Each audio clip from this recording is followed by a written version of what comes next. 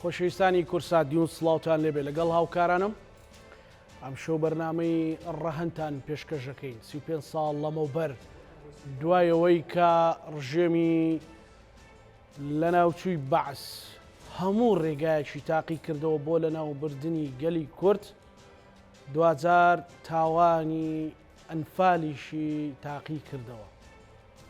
ئەگەرچی ڕۆژی چواردەی چوار دیاری کراوەکو ڕۆژی ئەنفال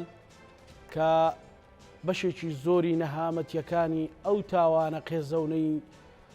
ڕژێمی پێشووی بەعس بەرگەرمیان و گەرمیانیەکانەکەوێ بەڵام بەهشت قۆناغ و بە ڕێگای تریش ئەنفال بەردەوام بوو. ئەنفال هەموو ناوچەکانی گرتەوە و هەزاران گوند ڕووخا و 1920 کوردی بێتاوانیش لە ژن و منداڵ و گەنج و پیر ڕاپێکی زیندانەکانی نوگرە سەلمان کرد. ئەگەرچی ئەمە تاوانێکی قێزەونە ئێمە پرسیار دەکەین کە ئاخۆ چی کراوە بۆ ئەوەی برینەکانی ئەنفال ساڕێژ بکرێن، چی کراوە بۆ ئەوەی بتواندرێت ئەو تاوانە گەورەیە بە دنیا بناسێنرێت. ڕەخنە و سەرنجەکان لەکوێن؟ بۆچی نەمانتوانیوە بەشێک لە برینەکانی کە سوکار یاخود ئەوانەی تاقانەی ئەنفالن ساڕێژ بکەیت؟ ئەم شەو ڕەهەند گفتوگۆ لەم بارەیەوەکە بە میوانداری هەریەک لە بەڕێزان لە کەلاری ناوەندی ئیدارەی گەرمیان بەڕێز مەلا هەوار شافعی کە سوکاری ئەنفال و مامۆستای ئاینی بۆ سوپاسەوە، هەروەها لە هەولێرەوە بەڕێز عەلی محەممەد چالاکوانی بواری داکۆچیکردن لە پرسی ئەنفال بڕیار بوو کاک تەیموری ئەنفال یەکێک لە تاقانەکانی ئەنفالیش بەشدار بێت بەهۆی کۆمەڵی کاری تایبەتی خۆی لە دوا ساتەکان نەیتوانی بەشداری بەرنامەکەمان بکات. کاک عەلی ئێستا کە 35 ساڵەی یادی ئەنفالە، ئایا ئەمە هەروەکو یادێک ڕاگوزەر تێپەڕە بێت یاخود پەندی لێوەرەگرین یاخود توانیمانە لە مەحفەلە نێودەوڵەتیەکاندا ئەو پرسە بکەینێت جێی گرنگی پێدانیان؟ بەڵێ سەرەتا ڕێز و حرمەتم هەیە بۆ بنەماڵەی قوربانیان و ڕێزمەیە بۆ ئێوەش. بەڵێ دیارە ئەنفال پرۆسەیەکی وەکو جەناب باسی پرۆسێ و بەهشت قۆناغ ڕۆیی 1970 ڕۆژی خایاند. لەو پرۆسەیەدا ئیتر تەواوی زیاتر لە 1970 خاکی کوردستان بەر ئەو شاڵاوە کەوت و ئەوەشی بەر نەکەوت دیارە ناوچەک ئەو کاتە بووە جێگەی شەڕی ئێران و عێراق. نەهامەتێکی گەورەی دەتوانین بڕێن لە سەدەی 20دا گەورەترین نەهامەتی و گەورەترین تاوان بوو بەرامبەر بەگەلی کورد ئەنجامدرا. زۆر پرۆسەی جینۆساید بەرامبەر بەگەلی کورد ئەنجامدراوە. گەورەکەیان شایەکەیان وەک ئەڵێن تاوانی ئەنفال بووە. بەداخەوە لە ماوەی ئەم 35 ساڵەدا نەتوانراوە مەسلەی جینۆسایدی ئەنفالیان هەموو پرۆسەکانی تری جینۆساید جگە لە جینۆسایدی شنگال ئێزیدیەکان لە ئاستی مەحفەلی نێودەوڵەتیدا بناسێنرێت و کاری جدی بۆ بکرێت. تەنها چەند کارێک کراوە، بۆ نمونە لە پەرلەمانی سوید لێژنەی دەرەوەی پەرلەمانی سوید بە بەشداری هەموو پارتەکانی پەرلەمانی ئەو کاتی سوید ئەنفالیان بە جینۆساید ناساند. و کارێکی تر کە کراوە ئەویش ئەوەیە لە پرۆسەی دادگای فرانسڤانەراددا تاوانی ئەنفال و تاوانی کیمیابارانی هەڵەبجە و تەنانەت شاری سەردەشت و شنۆ و شوێنەکانی تریش وەکو تاوانی جەنگ و تاوانی دژی مرۆڤایەتی ناسێنرا. ئەوە لە ئاستی یەکێتی ئەوروپا لەبەرەوەی ئەو دۆسیە برایە دادگای مافی مرۆڤی ئەوروپا. و لە کەنەداش مەسلەی هەڵەبجە دیسان وەکو تاوانی دژی مرۆڤایەتی ناسێنرا. و لەلایەکی تریشە مەسلەی کیمیابارانی هەڵەبجە و شاری هەڵەبجە وەکو گەورەترین قوربانیانی چەکی کیمیاوی لە جیهاندا برایە پەرتووکی گێنزەوە. ئەوە وەکو ئەم کارانە کراوە. ئەم کارانە زۆربەی دەتوان بڵێم هەمووی خەڵکانێک کردوێتی لە دەرەوەی حکوومەتی هەرێمی کوردستان. حکوومەتی هەرێمی کوردستان دەیتوانی زۆر کار بکات، دەتوانی زۆر کاری باش بکات، بەڵام بەداخەوە هیچیان نەکرد. تەنانەت هاوکاری ئەو هەوڵانەشیان نەکرد کە دەدرا بۆ نمونە بە دادگای نەزار خەزرەجی کە خۆی ئەعتراف دەکات سەرپەرشتی تاوانی ئەنفالی 1 و 2 و 4 و 8 کردووە. و زۆر تاوانباری دیکەوەکو فارس نعمە محیاوی کە ئێستا لە نەمسایە تاوان قاید فەیلق بۆ لەو کاتەدا تاوانبارە بە تاوانی ئەنفال و تاوانی جینۆسایدی بارزانەکان لەبەرەوەی لەو کاتەدا ئەو بەرپرس بوو لە گرتنی ئەو بارزانێنە لە ناوچەی سۆران بوون. بەداخەوە حکوومەتی نەمسا و دادگای نەمسا وەفدی نار بۆ عێراقی چاوکارێ نەکرا زۆری دیکە. دیارە دوور ڕێگا هەیە بۆ ناساندنی ئەم تاوانانە لە دەرەوە بە جینۆسایت. لایەک ناساندنی لە مەحفەلە نێودەوڵەتەکان و پەرلەمانەکاندا ئەمە دیارە ئەگەر نەبێتە بڕیاری حکوومەت هیچ کاردانەوەیەکی یاسایی لە بواری کۆمەلگادا لێ نابێتەوە. بۆیە ئێستا بۆ نەکراوەانی بەڕاستی خۆ پرسە پرسێکی حزبی نییە تاکو بچێتە ململانی سیاسیەوە. مثلەن ئەنفالی گەرمیان هەیە، ئەنفالی دۆڵی تافاەتیە، ئەنفالی منتیقەی سۆران هەیە، ئەنفالی بارزان هەیە. ئەنی بەبێ جیاوازی بۆ ئەمە نەگەڕاوە ئەمە چێنیە. بۆچی حکوومەتی هەرێمی کوردستان و پەرلەمان بەگشتی نەیکردوتە هەمێکی جدی؟ لەبەرەوەی زۆربەی ئەنفالچەکانیان لای خۆیان حەواندوێتەوە. تەنانەت ساڵی 2011 هەوڵێک درا لە ڕێگەی داواکاری گشتیەوە بۆ تەفعیلکردنی گرتنی ئەو تاوانبارانە کەچی ڕێگری لێکرا و هیچ نەکرا. ئێمە گلەی لە جیهان و لە بەغا دەکەین کە قەرەبوو ناکرینەوە کە نایناسێن تاوانەکانمان کەچی لە کوردستاندا ئەوانەی کە تاوانی ئەنفالیان کردووە زیاتر لە 165 تاوانبارانی کۆی پرۆسەی ئەنفالن بە ئازادانە ئەسوڕێنەوە و دیفاعیان لە دەکرێەوە بەهێز دەکرێن و پشتیوانی دەکرێن و ئێستا کێ دەوێرێت چ کەس کارێکی قوربانی دەوێرێت سکاڵا لەسەر ئەوان تۆمار بکات لە هیچ شوێنێکی جیهانە نەبووە. ئەم پرۆسەیە تەنان لێبوردەیش لە جنوبی ئەفریقیاش بەم شێوەیە نەبووە کە تونوس و جنوبی ئەفریقا نمونەیەکە بۆ لێبوردەی. لەو وڵاتانەشدا تاوانبار هاتێنراوە وەکو تاوانبار لە کۆمەلگا ناسێنراوە، اعترافی کردو بە تاوانەکانی خۆی، داوای لێبوردنی کردو، بەڵام لە کوردستاندا هیچ ئەم پرۆسە نەچۆتە پێشەوە بگرێت تاوانبار هەیە لە چواردەی چوارە سەرکردە سیاسەکان استقبالیان کردووە، پشتیوانیان کردووە، نازام چیان لیان کردووە. بۆیە تەنانەت ئێمە ئەگەر ڕاست ئەکەین لەگەڵ ئەوەی کە پێویستە ئەنفال بە جینۆسایت بناسێنێ، فەرمو ژمارەیەکی باش لە تاوانبارانی جینۆسایت لە دەرەوەی کوردستان لە ئەوروپا دەژێن، فەرموەرن پشتیوانی بکەن، فەرموەرن ئەنجومەنی دادوەری کوردستان خۆم چوومە بۆ لایەن نامەی دەستگایەکی ئەوروپیم بۆیان بردووە لەسەر ئەوەی ئایا ئەم 423 کەسە تاوانبارن، جوابیان نەداوەتەوە، جواب نادەنەوە ئەمانە بە هیچ زۆرێک ئەمانە ئەمڕۆ خەڵک لە کۆمنت و لە تۆڕ کۆمەڵاتێکی خۆی مەسەلەن لە فەیسبووکی نووسی کوڕەکانی سوڵتان هاشم لە پایتەختی هەرێمی کوردستانن، مەسەلەن لەماوە ڕابردوو بەرپرسێکی باڵای هەرێمی کوردستان باسی لەوە کرد کە ئەنفالچیەکان لە شاری هەولێرن جارجار ئەیان بینم. ئەمە بەڕاستی کارەسات نییە، ینی ئەمە لێبوردەیە ناوی لێ ئەندرێت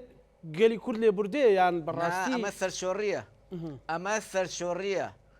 ئەمە نەکرد بۆ ئەوە کوڕی سوڵتان هاشم. من گوتم 165 ئەوانەی تاوانی ئەنفالیان ئەنجامداوە کورد بوونە لە 8/9/87 ئەنجومەنی سەرکردایەتی شۆڕشی حکوومەت عێراقی بەعث بڕیارێکی دەرکردووە هەموو فەوجە خەفیفەکان نیوەی فەوجەکان پێویستە لە عەمەلیاتە عەسکەریەکان نابن بەردەوام. ئەمە نیشانەی ئەوەیە هیچ کەسێک بێبەری نەبووە لە بەشداریکردنی لەو تاوانانە. ئەوەی کە لە کوردستانە دەکرێت ئەمە لێبوردەی نییە، ئەمە سەرشۆڕیە، ئەمە بە هیچ جۆرێک لێبوردەی ئەوەیە کە لە جنوبی ئەفریقیا کرا. ئەوانەی کە تاوانن ئەنجامدا بوو هاتن داوای لێبوردنیان کرد، هاتن وەک تاوانبار لە کۆمەلگادا ناسێنن. لێبوردەی ئەوەیە ئاوێنەیەک دانێ هەر کەسێ ڕەنگی خۆی لە ئاوێنەکە دەرچێت، ئەوەی تاوانبارە وەک تاوانبار دەرچێت، ئەوەی قوربانیەک و قوربانی دەرچێت. بەڵام کە ئێستا شتەکە عەکسەوە بووە، قوربانی بووە بە قوربانی، جارێکی دیکە تاوانبار بووە بە کەڵەگا لەسەر کۆمەلگای کوردی. ئەزانی براکەم لەم هەولێرە ئەوە بۆ شارەکانی تریش وایە، خۆ پارەکە لە سلێمانیش نانێژادی ئەنفال بکرێتەوە، دوێنەکە نیانێژ ئێمە یادی ئەنفال بکەینەوە. لە کاتێکدا زیاتر لە 100 تاوانباری ئەنفال لەم شارەیە بە ئامانی و بە ئیسراحەتی دەژێت. بگرە پشتیوانی هەیە، بگرە پشتیوانی دارایی لێ دەکرێت، پشتیوانی سیاسی لێ دەکرێت. مناڵی ئەنفالچەکان گەورەترین دەسەڵاتیان هەیە لەم شار و لەم وڵاتەدا. ئەمە کارەساتە، ئەمە لێبوردەی نییە، ئەمە سەرشۆڕیە، ئەمەی ئیمڕۆکە کە سوکاری قوربانیان کردیان زۆر کەمە، پێویستە زیاتر بکرێت، پێویستە ڕێگە نەدرێت بەرپرسان یعنی عیب نییە ئیمساڵ یادی هەڵەبجە و ئەنفالدا وەزیری شەیدان نەوێراوە بچێ بۆ هەڵەبجە بۆ چەمچەماڵ و بۆ گەرمیان ئەمە شوورەیە کاکە ئەمە کەی لێبوردەیە ئەمە کەی تەعاملە لەگە پرۆسی جینۆسایدێک کە ڕۆژانە نزیک 1000 کەسمان لێ بۆ بە قوربانی ڕۆژانە زۆر باشە علی تەفاسیلتر ڕۆژانە 1970 تەقدیم کە ڕۆژی 950 کەسەکات 950 کەسەکە قەسەبخانەیەک ڕۆژی چ قەسابخانەیەک هەیە ڕۆژانە 950 شتیتیا سەر بردرێت کاک علی من ئەگەڕێمە وڵات تەفاسیلتر باسەکەین کاک بەلا هاوار سلااوت لێبێ ئێوە هەم کەس و کار هەم لە ناو جەرگەی ئەنفال بوون ینی بەڕاستی توانراوە لە ئاستی ئەو خەمە گەورەیە بین لە ئاستی یاخود یادکردنەوەکان یان باسەکان باسێکی مێدیایی و متعاتفی خەڵکە بۆ ڕەنگە ئێستا بەشێکی زۆرینەوەی تازەش نەزانێنەوەی نوێر نەزانێت کە بەڕاستی ئەنفال چیە ینی بۆچی ئێمە لەبەر ئەمبەر تاوانێکی وەها جینۆسایدکردێکی وەها خەمساردین یان خەمسارد بووین بەڕاستی ینی ئەبێت چۆن ئەمە ڕێکرێتەوە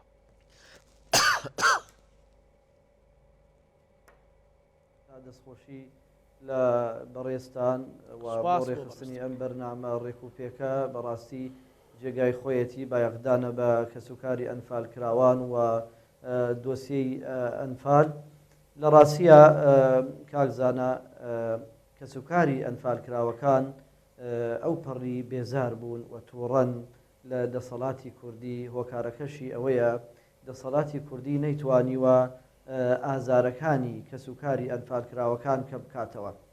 ینی ئەبێ دەسەڵاتی کوردی لە خۆی بپرسێ یاخود وەزیری شەهیدان و ئەنفال لە خۆی بپرسێ بۆ ناتوانێ بچێتە ناو یاد و مەراسیمەکانی ئەنفال بۆ جورئەتی نییە یاخود بۆ کەسوکاری ئەنفال کراوان ئەمڕۆ لە گەرمیان ڕێگە ئەگرن ناهێڵن بەرپرسانی حکومی و حزبی بەشداری مەراسیمی یادی ئەنفال بکەن ئەبێ بپرسن هۆکارەکە ڕوون و ئاشکرایە کەم تەرخەمی ئیهمالی بێبایەخی دەسەڵاتی کوردیە لە ئاس ئەو تاوانە گەورە یعنی عیبە شوورەیە لە دوای 20 ساڵ لە ئازادکردنی خاکی عێراق لە ژێر دەسەڵاتی بەعسیەکان هەموو ساڵێ لە دوای 20 ساڵێنی لە دوای 20 ساڵ لە ئازادکردنی عێراق لە بەعس هەموو ساڵێ یەکەم داوای کەسوکاری ئەنفال کراوان ئەوە بێ هێنانەوەی ڕووفاتی ئەنفال کراوان ینی عیب نییە ئەمە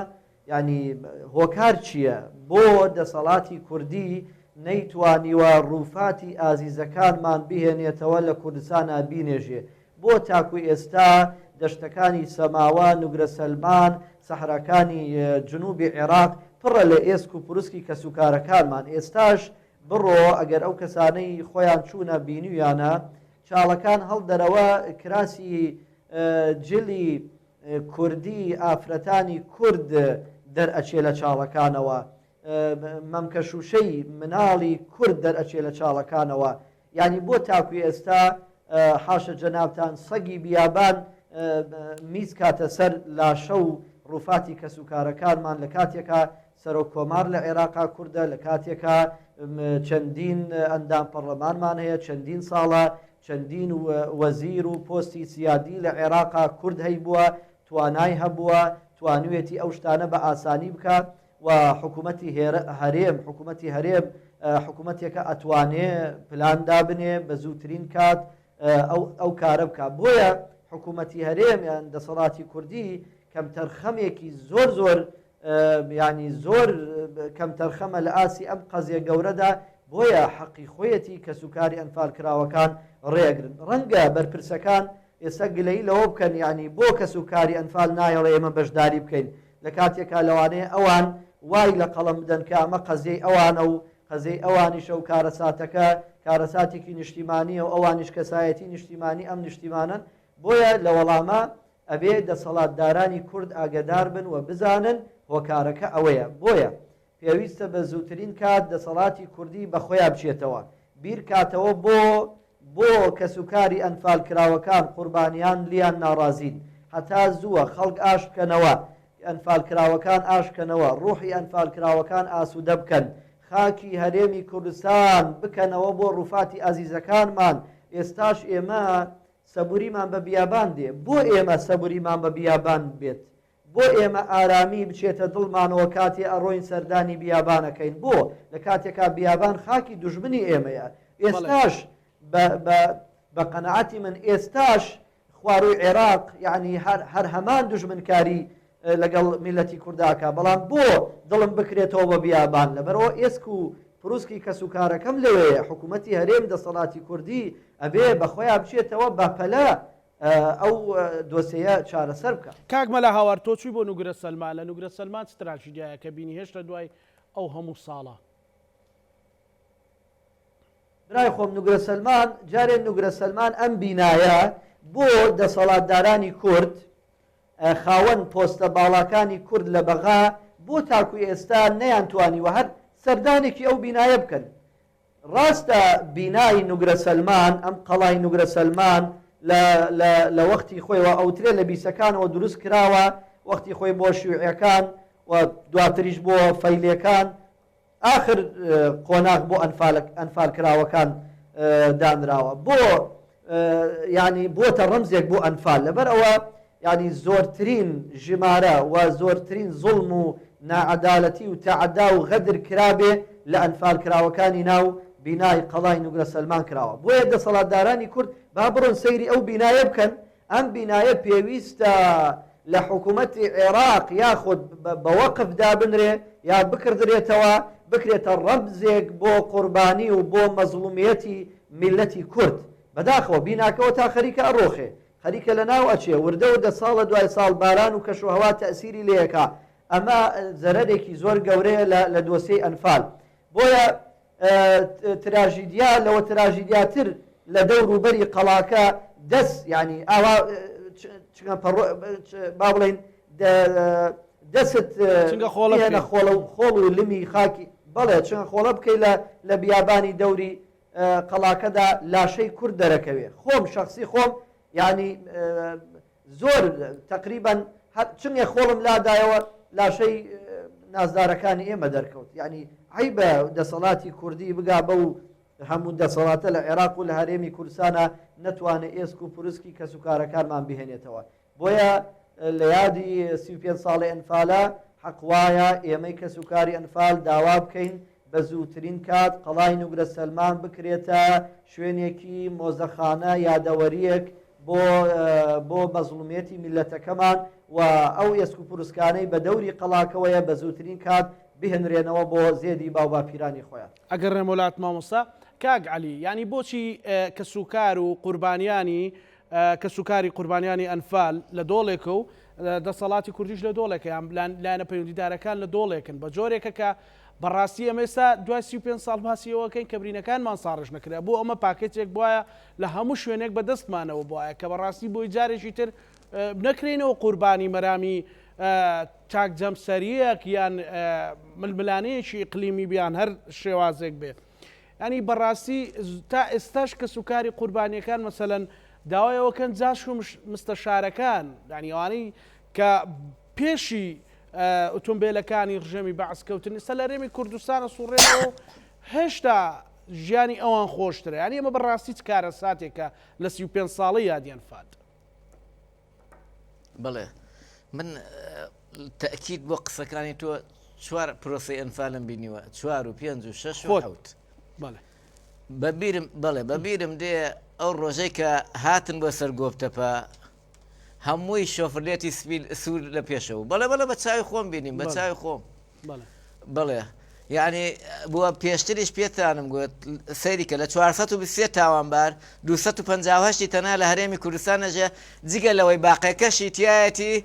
هەر کووردە لە سلکی عسکەری و لە سلکی ئیستخبارات و ئەوانە بوو ئەمە یەک 42 کەس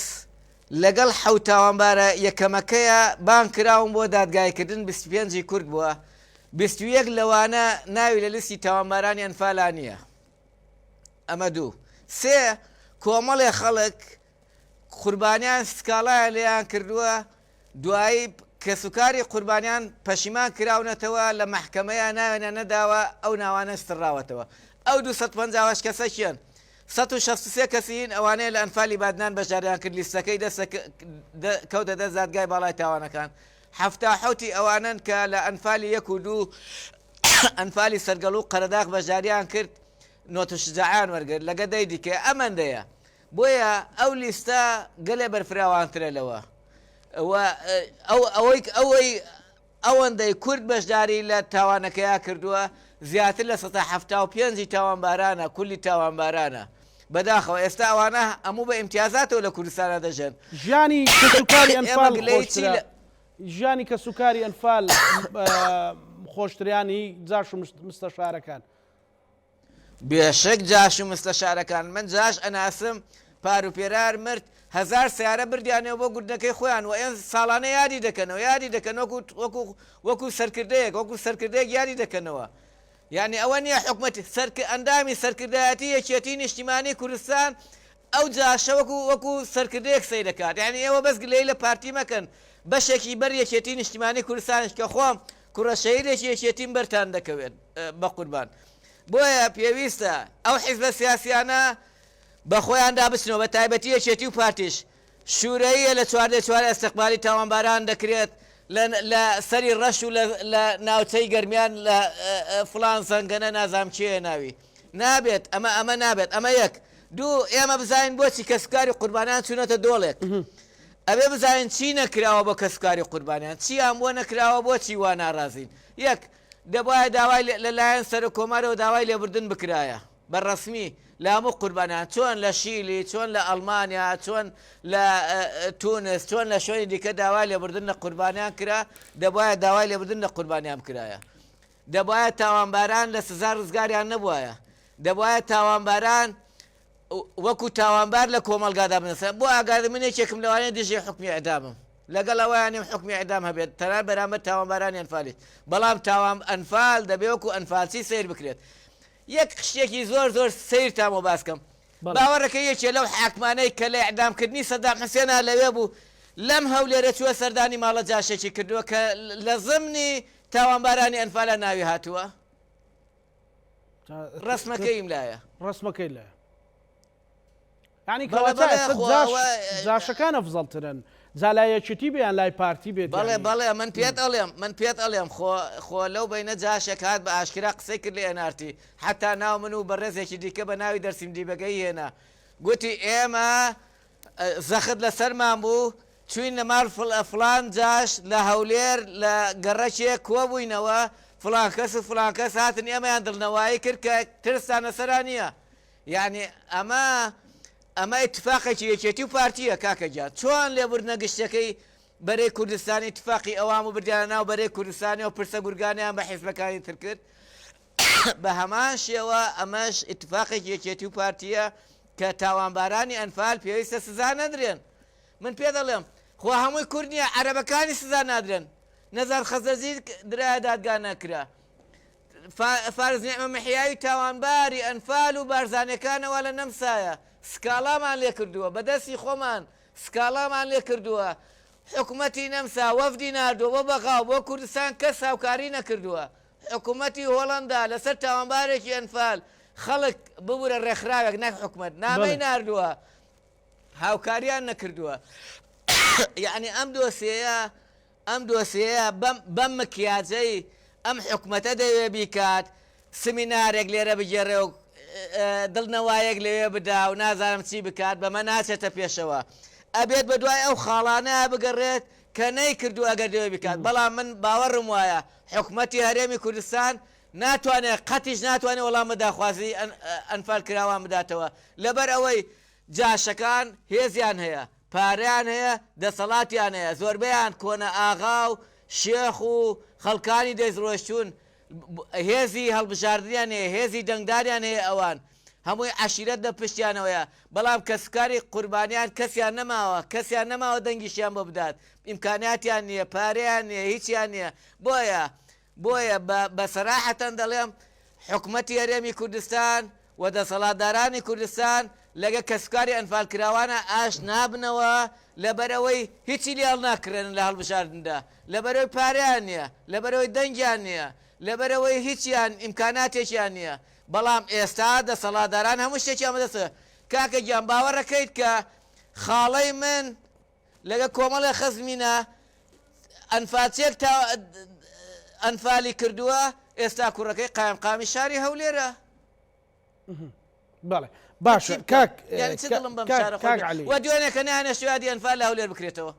ئەوە بەڕاستی ئەوە لەبەر چێ ینی لەبەر خاتری چیە کە ئەوە کە یاد نەکرێتەوە لە هەولێر بیان لە سلێمانی بێ لە گەرمیان بیان لە هەر شوێنێک بێت بەڕاستی ینی بۆ لەبەر خاتری چێ دوێنێ ڕێگان نەداوە یادکردنەوەی چێ دڵینە ڕەنجێ چێ دڵینە ڕوشێ ماشاءالله وڵاتێکدا لە هیچ وڵاتێکدا لە ڕۆژی کارەساتەکاندا یادکردنەوەی ئەم تاوانانە هیچ جۆرە ئیجازە و هیچ جۆرە ناخێر پێویستی پیانی ئەمە کەسکاری قوربان من بۆ خۆم لە ئەنفالە ڕزگارم بۆ ئەسیانە تەسلیم بکەنەوە هەر لە ناو ئەنفالە ئەسیانە تەسلیم بکەنەوە ڕزگار بووی ئەنفالیشم باشە ئێمە کە نەتوانین یادی قوربانەکانمان بکەینەوە نەتوانین یادی ئەنفالەکان بکەینەوە نەتوانین بڵێن فلان کەس کەسوکارمانی ئەنفال کردووە نەتوانین بڵێن فلان کەس دادگایی بکرێت بە برسێتی بژین ئیمکانات دەبەردەست ئێمڕۆکە بەڵگەنامەیەکم بینی بە ڕێزێک کە لەو بینە قوتابیەک مامۆساگەی خۆی کوشت بوو بەداخەوە کارەساتێکی جەرگ برە بەڵام بە 5 ملیۆن نزیک 5 ملیۆن شەهیدانە شەهید دەکرێت من باوکم لە عەشەرە مبەشەرەی شۆڕشی ئەیلولە کە ناوێن ناوە شۆڕشی ئەیلول یەکەم عەدەد جیازی مامجەلال بۆ لە چەمی ڕێزان بەڵام باوکی من شەهید نییە بەڵام ئەو شەهیدە مەبەستم لەوەیە ئەم دەسەڵاتە هەموو شتێکی سەقەتە ئەم دەسەڵاتە ناتوانێت لەگە کەسکاری قوربانیان کەسکاری شەهید تەنانەت پێشمەرگەی دێرینیش ئەچی موچەی پێشمەرگە وەرەگری مستەشارەکە لەگەڵ تایە کاکەگیان مستەشار وا لە پاڵتەوەیە مەعاشەکەی لە تۆ زیاترە ئەو ملیۆنەکەی بۆ پارچە ناکرێت بە ملیۆنی وەرەگرێت تۆ نیوەی وەرەگریت بە قوربانە دەم باش کاک علی من دەمەوێت لەسەرەوە مەسەلەن بۆچی ئەوەی کە تۆ زۆر برینداری بەوەی کە نێڵدراوە یاد بکرێتەوە مەسەلەن کۆنگرێ ڕۆژنامە نووسی بکرێت لەبەر چی مەسەلەن تەنها لەبەر مۆڵەت یاخۆت لەبەر مۆڵەت گوتیان باوەڕەکەی من یەکەم کەس بوومە لە کوردستان یادی ئەنفالم کردوتەوە هەموو خەڵک دەزانێت تەنانەت ئەو ئیشکردن بۆ ئەوەی چواردە چوار بێ بە ڕۆژی ئەنفال لە هەموو کەسێ زیاتر هەوڵم بۆی داوە هەموو کەسێک ئەزانێت ئەوەی لە کوردستان نابێت یەکەم یادکردنەوە کردومەتەوە لەم هەولێرەیان هەڵەبجە و ئەنفال ئینساڵیان هێشت یادی هەڵەبجە و ئەنفال بکەمەوە لە مەحافەزە بە ڕێزێک نەفرێکمان نادبووتی کاکە گیان ئەوە یادی نەتەوەیە خۆمانێکەکەینەوە ئەی جەناب لە 1992 بۆ نهاتی یادی بکەیتەوە ئەی لە 93 بۆ نهاتی یادی بکەیتەوە ئەی لە 96 بۆ یادیت ناکردەوە ئەی لە 97 بۆ یادیت ناکردەوە مەبەستمەوەی ئەی بۆ تاوانبارانی ئەنفال دەپارێزیت ئەی بۆ داڵدەیان دەدەیت ئەی بۆ کەسکاری قوربانیان برسی دەکەیت کەچی دیوەخانانەی جاشێک کۆنە جاشێک کە خەڵکی ئەنفال کردووە بزانە چەند بە قەدەری ئەنفال کراوەکە شەرم نییە لێرە لە کوردستاندا خانە موچەی پەرلەمانتارێ بە قەدەر 17 جاری موچەی مامۆستابێت لە تەکتانەوە دانیشتووە ئەنفال کراوە بێت ئەوە زۆر شەرمە لە وڵاتی جینۆساید کراودا جیاوازی موچە و هابێ کەسکاری قوربانیان ئەمە موچەکەیان بێت لە کاتێکدا تا ساڵی 2002 کەسوکاری قوربانیان یەک فلس موچەیان نەبووە باشە ئەمە هەمووی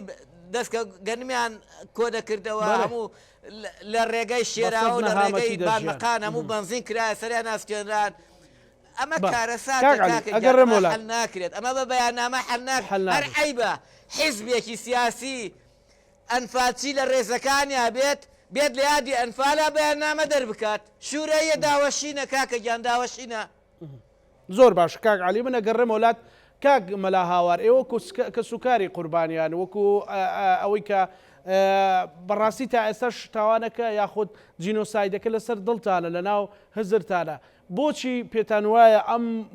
ئەم دژێکی دروست بۆ لە کاتێکا بوو حکوومەت لەگەڵ ئێوە لەگەڵ حکوومەت بێکەوە یەک پاکێت وایە وەکو لە کاک علی پرسیار کرد بەڕاستی لە هەموو دەرگایەک بدرایە یعنی کوێت خۆ ئەوانیش مرۆڤ بوون کە سەدام کوێتی داگیر کرد یعنی دوای تا ئەم ساڵانەی دوایش لەژێر بەندی ئەوە بوو کە قەرەبوویان بکاتەوە یعنی ئەم هەموو وێرانکاریە ئێمە نەماتوانین تەنانەت ئەوەش بکەین بۆ کاک مەلا هاوار بۆی بەدواداچوون وەکو کە سوکاری قوربانیان بۆ بەڵێ دیسانەوە هەر ینی کەم تەرخەمی حکوومەتی هەرێم سیرکە لە عێراقا بابەتی قڕکردنی شیعەکانی خواروی عێراق یاخود بابەتی قڕکردنی شیعەکان لە سەردەمی داعشە بڕوانە چەند گەورە ئەکرێت یعنی خۆی قەزیەکان گەورەیە لە ڕاستیە و ئەبێ گەورەش بکرێن بڕوانە ئەوان چەند خەمخۆری قەزیەکانی خۆیانن شەهیدێک لە خواروی عێراق چەندە ئیمتیازاتی هەیە مناڵی شەهیدێک لە خواروی عێراق یاخود لە بەغدا یاخود سەر بە مەرکەز چەندە ئیمتیازاتی هەیە هەموو هەر تەعیناتێک ئەکرێتەوە ئەبێ مناڵی شەهیدەکان ئەولەوێت هەبێ بۆیان بۆ دامەزراندن سەیکە زیندانانی سیاسی لە عێراقا چەندە خاوەن ئیمتیازاتی باڵان موچەیان چەندە ینی بەرزە بەڵام سەیرەکەی ینی میلەتێک 4500 دیەی ڕۆخاوە 182,000 کەسی لێ ئەنفال کراوە چەندین ناحیە و شار و دێهاتی خاپور کراوە ینی خۆمان کە ئەمڕۆ دەسەڵاتێکمان هەیە زۆر بەسووکی ئەڕوانی لەو قەزیە گەورەیە بۆیە پێویستە ینی ئەم قەزیە بکرێتە قەزەیەکی نیشتیمانی هەوڵی قەرەبووکردنەوەی گشتی بدرێ لە ڕاستیە تاکوی ئێستا ئەنفال قەرەبوو نەکراوەتەوە ئەوەی کە ئەدرێ موچەیەکە بێوەژنانەیە لە عێراقا یعنی لە عێراق بێوەژنانەیەک بە ئەندازەی موچەی کەسوکاری ئەنفال کراوانە لە ڕاستیە ئەوە ناتوانرێ ناوی بدرێ قەرەبوو هەرچی کرابێ بۆ ئەنفال قەرەبوو نییە پێویستە حکوومەتی عێراق قەرەبووی کەسوکاری ئەنفال کراوان بکاتەوە کێش ئەو هەوڵە بدا و نابێت چاوەڕێی عەرەبێ بکەم لە عێراقا لە مەرکەزە قەرەبووی کەسوکاری ئەنفال کراوان بکە ئەبێ کورد کاتێ ئەچێتە بەغدا ئەندام پەرلەمانان کە ئەچنە بەغدا ئەندام پەرلەمانانی کورد کوتلەی کوردی هەمویان یەکێک لە بەرنامە سەرەکیەکانیان قەرەبووکردنەوەی کەسوکاری ئەنفال کراوان بێ لە ڕاستیان نەمان بینی تاکو ئێستا لە بەرنامەی هەڵبژاردنەکانە کە ئەکرێت 4 ساڵ جارێ ئەو هەموو بانگەشانە کە ئەکرێ نەمان بیری لە بانگەشەیەکە بەرنمەیەکی سەرەکی هەبێ بۆ قەرەبووکردنەوەی کەسوکاری ئەنفال کراوان بۆ هێنانەوەی تەواوی ڕووفاتی ئەنفال کراوان لە خواری عێراقەوە بۆ هەرێمی کوردستان کەوابوو کورد خۆی بە سووک ئەڕوانێتە قەزیەکانی خۆی کە بە سووک ڕوانیە قەزیەکانی خۆی یادەکانیشی کاڵ ئەبێتەوە کاریگەری یادەکان نامێنێ و کاریگەری ڕووداوەکانیش نامێنێ پێویستی ئەکرد میلەتەکەمان و بە تایبەت دەسەڵاتدارانی کورد قەزەی ئەنفالیان بکردایە بە قەزەیەکی نیشتیمانی جیهانی هەموو ساڵێ چالاکیان ئەنجام بدایە لە جیهانە لە ئەوروپا لە ئەمریکا لە وڵاتە عەرەبیەکانە چونکە بەڕاستی هەتاکو ئێستا هەر وڵاتانی دراوسێ تورکیا ڕەنگە ئێران سعودیا ئوردن سووریا لە ئازاری ئەم میلەتە تێنەگەن بۆیە ئەگەر بێت و ئەم یادە بە نیشتیمانی بکرایە و لە دەرەوە مەراسیمی جیهانی بۆ ساز بکرایە چالاکی هونەری جیهانی بۆ ساز بکرایە ئەو کاتە خەڵکی دەرەوە جیهانیش نێودەوڵەتیش بە شێوەیەکی جیاوازتر ئەیڕوانی لە میلەتەکەمان و لە دۆسیەی ئەنفال مامۆستا ئەوەی کاک عەلی باسی کرد زۆر بە وردی مەسەلەن چەند ئازاربەخشەکە بینی جاش و مستەشارەکان وانەی کە ئەو ڕۆژێ ئەنفالیان کرد مەسەلەن لە هەرێمی کوردستان دانیشت و معەزەز مکەڕەم بە عەرەبیشەوە پارێزرێن و موچە و ژیانێکی زۆر گونجاوتریان هەیە لە قوربانیانی لە کەسوکاری قوربانیانی ئەنفال برای خۆ منە ڕۆما یادە نیشتیمانیەکان ئەبینم لە پێش بنا مستەشارە دانیشتووە لە ژووری منۆ دانراوە بە تەنیشتی بەرپرسە باڵاکانەوە دانیشێ و جاروا بووە ڕۆیشتومەتە یادە نیشتیمانیەکان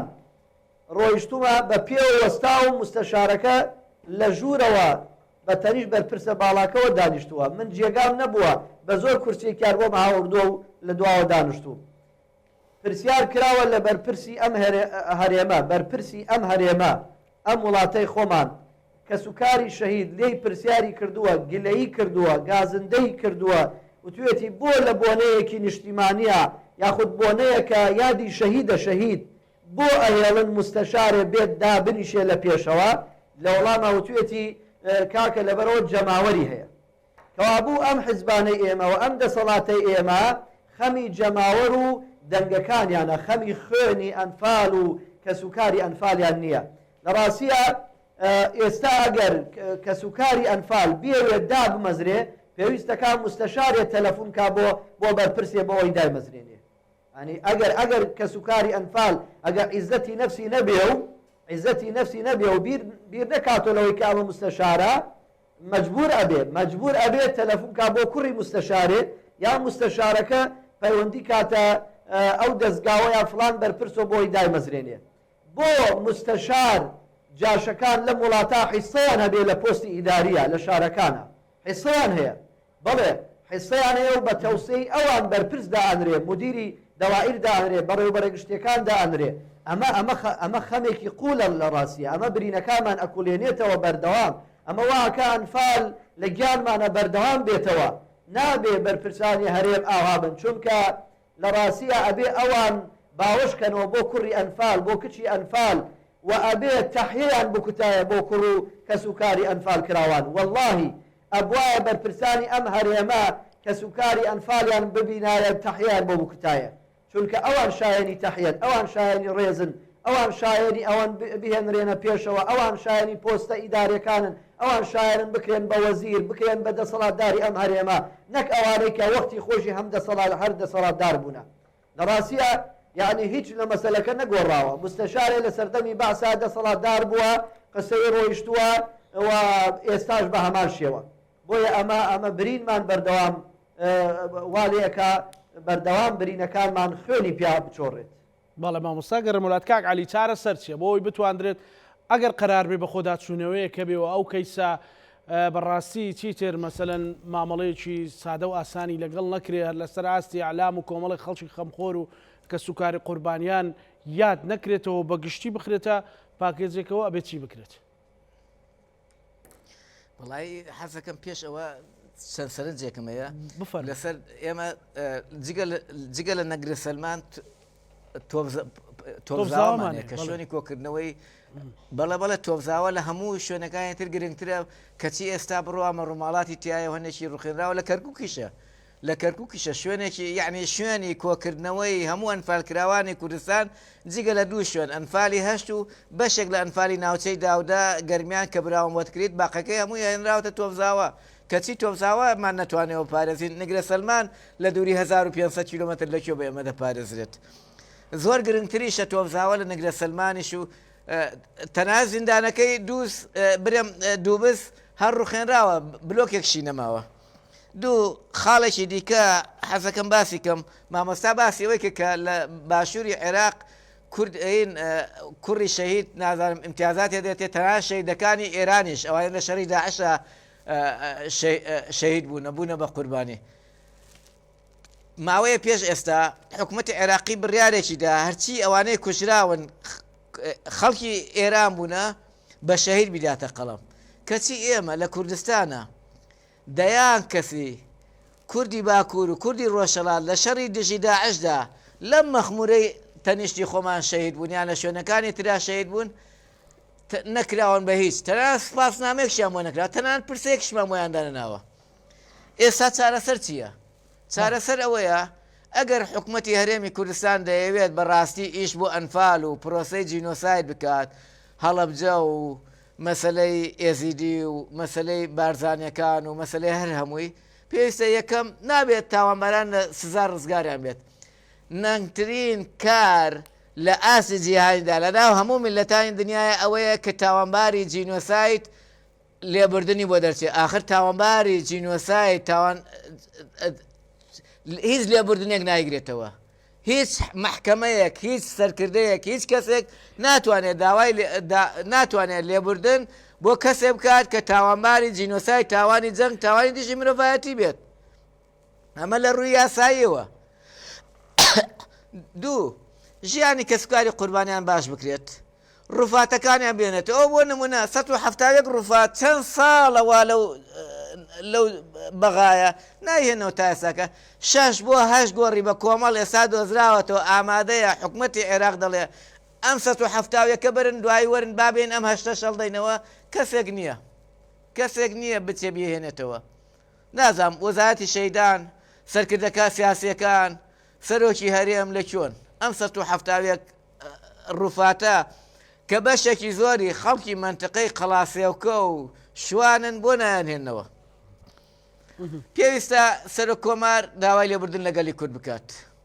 بەس نەک لەگەلی کورد لە شیعەش بکات، لە تورکمانیش بکات، لە هەر کەسێک لە عێراقا جینۆساید کراوە، تاوانی بەرامبەر کراوە، پێویستە سەر و کۆمار وەک بەرزترین دەسەڵات لە عێراقدا داوای لێبوردن بکات، نامەی تایبەتی بە ئیمزای ئەو بگاتە دەستی هەموو قوربانیان. ڕاستە ئەو بۆ خۆی قوربانی بووە، بەڵام ئەرکە وەکو نوێنەری دەوڵەتی عێراقی ئەرکە ئەو لێ پرسراوەتیە جێبەجێ بکات. خاڵێکی دیکە پێویستە ئەوش ئەوەیە کە قوربانیان پێویستە قەرەبوو بکرێن. دارە قەرەبوو هەم مادیە هەم معنەویە. معنەوەکەی وتم داوای لێبوردنە، مۆنەمیان دروستکردنە، چارە نووسی کەسکاریان بدۆزێتەوە، ڕووفاتەکانیان بێنێتەوە، یادەوەرێکی شەرافمەندانیان بۆ بکرێت ساڵانە، ڕێزیان لێ بگرێت، پشتیوانی ڕێکخراوەکانیان بکرێت، پشتیوانی لە قوربانیان و لە بنەماڵەکانیان بکرێت، لە خوێندکارەکانیان بکرێت، نەخۆش و سەقەت و پەکەوتەکانیان بکرێت. مامۆستا ئەزانی هیچ بریندارێکی چەکی کیمیایی ئەو موچەی دەیدێنە بای ئەو دەرمانە نیە مانگانە دەیکرێت. ئەمە کەی یارمەتیە، ئەمە کەی دەچێتە چوارچێوەی پشتیوانیەوە بۆ قوربانیانی شەر عینەشت. ڕۆژ بە ڕۆژ ئیمتیازاتەکانیان پەڕووباڵەکەن، ڕۆژ بە ڕۆژ کەمێکەنەوە، ڕۆژ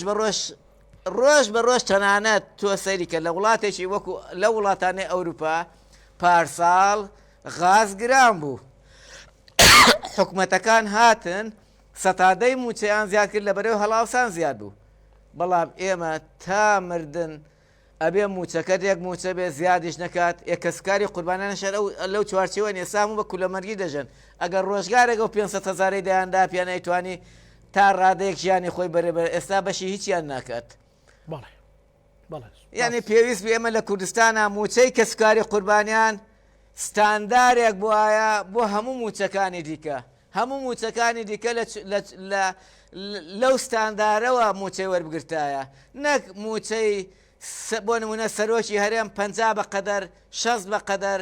موچەی کەسوکارێکی قوربانیان بێت. قوربانیان ئەبێ ڕێزیان لێ بگرین. ئەمە جگەر لەوەی لە دەرەوەی موچە بەرپرسانی کورچیان دەسەکەوێت.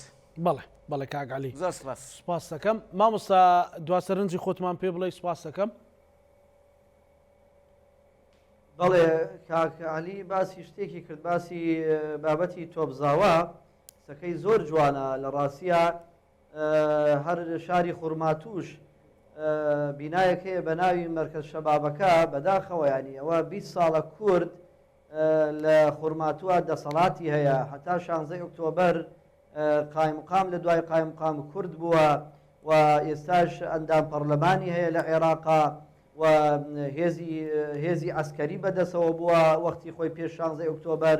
ینی 20 ساڵە نەیان توانێت مەرکەز شەبابەکەی خوڕماتوو بکەنە مۆنۆمێنت، بکەنە مۆزەخانە، بکەنە شوێنی یادگاری کەسوکاری ئەنفالکراوەکان کە خۆم بۆ خۆم 9 ڕۆژ لەوێدا تەمەنم مناڵ بووە، 9 ڕۆژ لەوێدا لەگەڵ دایکم و کەسوکارما لەوێ سیجن بوومە. بۆیە یعنی نازانم باسی کام لە کەم تەرخەمیەکانی ئەم دەسەڵاتە بکەین. لە ڕاستیە هەر مەگەر خەمی لێ بخۆین و کەسێکیش نییە خەمەکانمان بۆ ساڕێژ بکات. بەڵێ سپاس بۆ بەڕێز مامۆستا مەلا هاوار شافعی کە لە هەم مامۆستای ئاینی و هەم قوربانی ئایان کەسوکاری قوربانیانی ئەنفال لە گەرمیانەوە لەگەڵ مام و سپاس بۆ بەڕێز علی محەممەد چالاکوانی واری ئەنفال و قوربانی و کەسوکاری قوربانیانی ئەنفال کە لەولێرە و لەگەڵ مابوو. بنێرانی خۆشەویست بە هیوایەوەین کە و زامە نیشتیمانی نەتەوەیانە دەرسێک و پندێک بن بۆ ئەوەی کە بتوانین دووبارە نەبنەوە و ئەو برینانەش ساڕێش بکەین. هەمووانی لە ناوەڕۆکی ئەو دیتێڵی و بەرنامەیە باسکرا خەمێکی گشتین و کەمە کوڕین بۆ پرسێکی قورسی وەکو هۆڵۆکۆست وەکو قەتڵعامی ئەرمەنیەکان، بەڵام ئێمەوە تا قوربانیەکان فەرامۆشکراون و جەلادەکانیش لەسەری سەرەوە. بەرنامەی ڕەهەنمان پێشکەشکردن هەموو لایەکتان ئەمانەتی خوای گەورە.